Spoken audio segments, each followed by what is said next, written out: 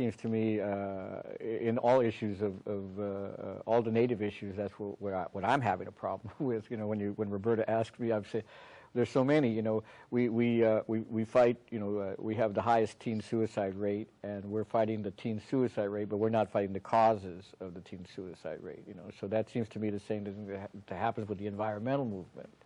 We're always fighting, trying to solve the problems that are caused by what we're doing, and we don't see the connection of the, you know. A lot of it comes down to how we use our land and use the resources that surround us.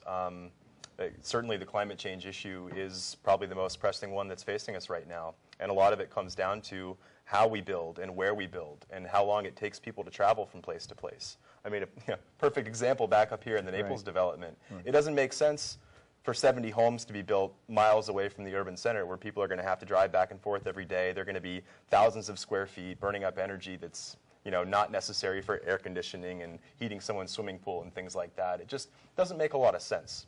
Planning really is the answer, if there's an answer. No, there is an answer. You know, when you talk about things like this, we're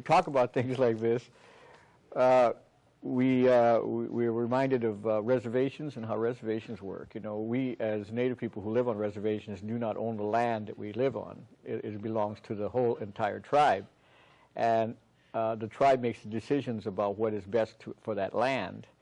And I hate to say this, but maybe that's not such a bad idea. You know, I know it crawls into a certain area that we don't like. You know, government control, but sometimes you kind of need that. You know, if it's done correctly.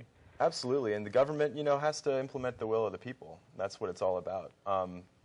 Interestingly, we had a case last year, actually, where we helped a group in Buellton out, up in wine country, and they actually wrote their own law that's now on the city charter that says every time that someone wants to expand the limits of their town, it has to be put to a vote of the entire citizenry.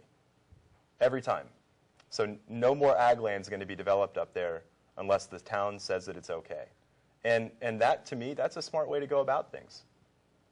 Is that like the town's general plan for the community? It's now included in the general plan, absolutely. Yeah. It goes by the fancy name, the urban growth boundary, because we're essentially seeking to plan and shape the way that the urban development occurs. Sometimes development's necessary.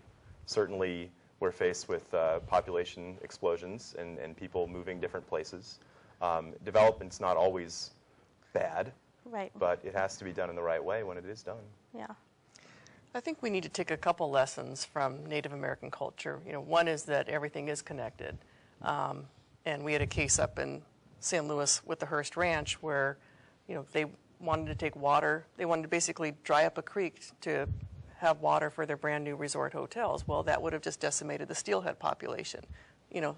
So it's all connected. The other thing is, you know, look into the future, the, 7 generations. And, you know, we have policies that protect communities for 75 years or, you know, bluff setback for 25 years. And no one's thinking far enough ahead, you know, how we're going to affect the land and the air and the water.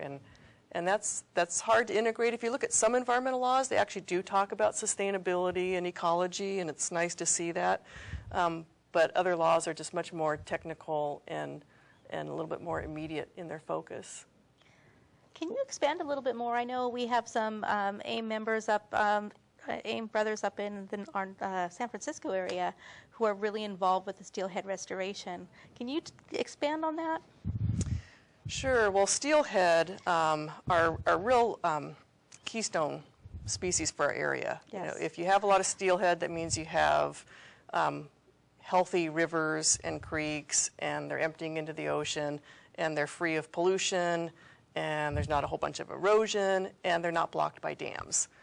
Because steelhead, they have to live in the ocean, but then they have to be able to swim upstream to spawn.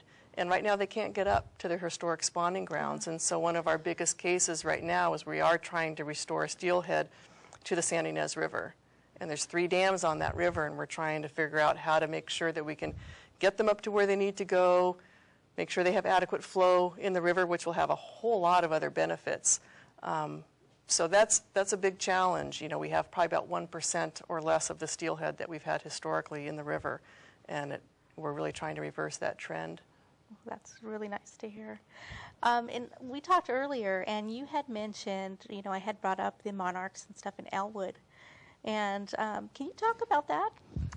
Well, I think I'll take this moment to mention that we're actually very fortunate this week. We're celebrating Linda's 20th anniversary with the Environmental Defense Center, and I know that one of her achievements has been to save Elwood, so I think she should talk about that for a moment. Okay.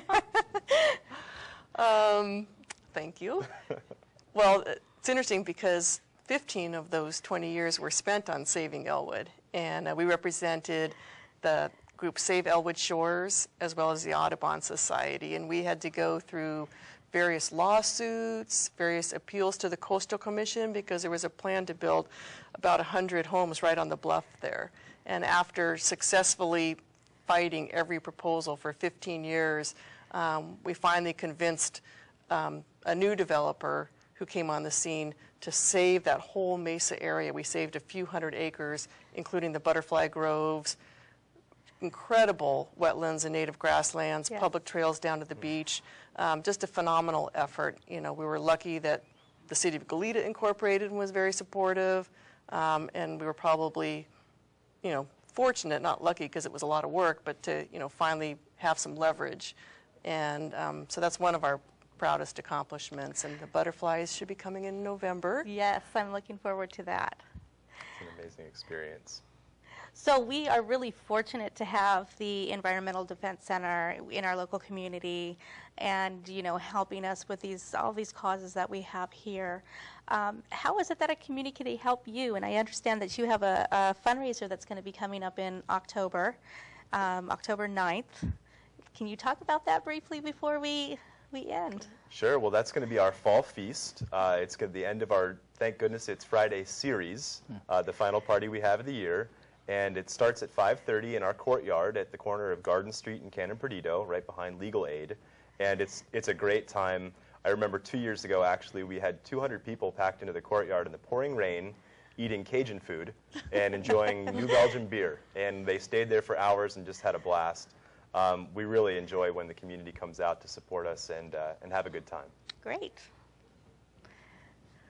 So I encourage everybody to help them out and attend their fundraiser. It's a very good cause. Graywolf, did you? Well, I'm impressed. I've learned a lot about what you're doing.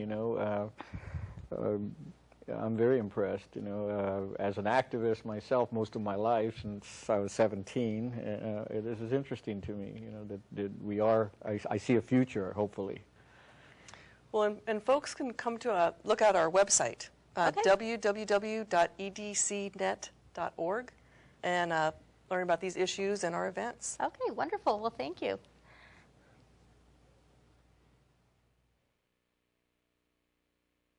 It's playing like a little game kind of thing.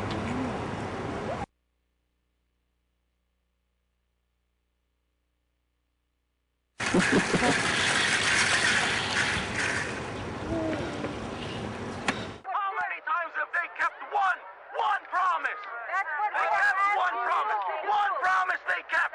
They promised to take all of our land, and they're doing it.